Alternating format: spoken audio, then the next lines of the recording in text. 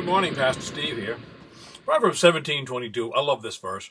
A merry heart does good like a medicine, but a broken spirit dries the bones. You know, there are some folks who do not have a sense of humor.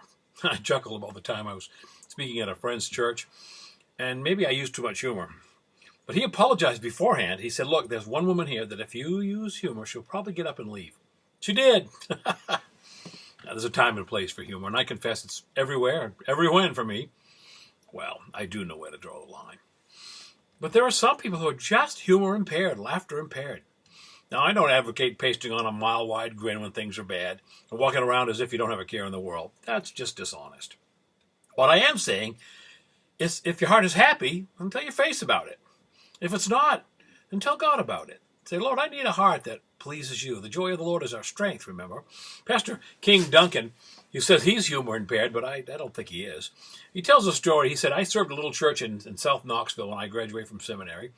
There was an older lady in the church named Amy, and she had seen many heartaches in her life, but she never let them defeat her. She had a great sense of humor. One day, the pastor who followed me, he says, a man who also has a great sense of humor, called me and said, King, I've got to tell you about Amy. A few days ago, she called me from the hospital. Preacher, she said in her raspy, high-pitched East Tennessee voice. Preacher, this is Amy. Yes, Amy, he said. Where are you at? Preacher, I'm at Baptist Hospital. Well, Amy, what are y'all doing at Baptist Hospital? Amy said, well, preacher, it's like this. This morning I went to my mailbox and I discovered I got a letter from Oral Roberts. I got real excited, so I opened it up and started reading as I headed back toward the house. And I just got to the part where Oral said something good is going to happen to you when I tripped over a log and broke my leg. And Amy just cackled, he said. And in my mind, I could see her lying in a hospital bed with a broken leg, laughing over her predicament. What a wonderful gift. You know, some of us would lie there fuming and questioning why God put us in this position. Not Amy. She took life as it came, and she was able to laugh. A merry heart does good like a medicine. Now, don't have to go out and buy a joke book, but do read the Bible.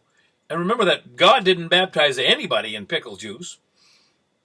God told Nehemiah, let the people know that because of his love, because of his word, the joy of the Lord is your strength.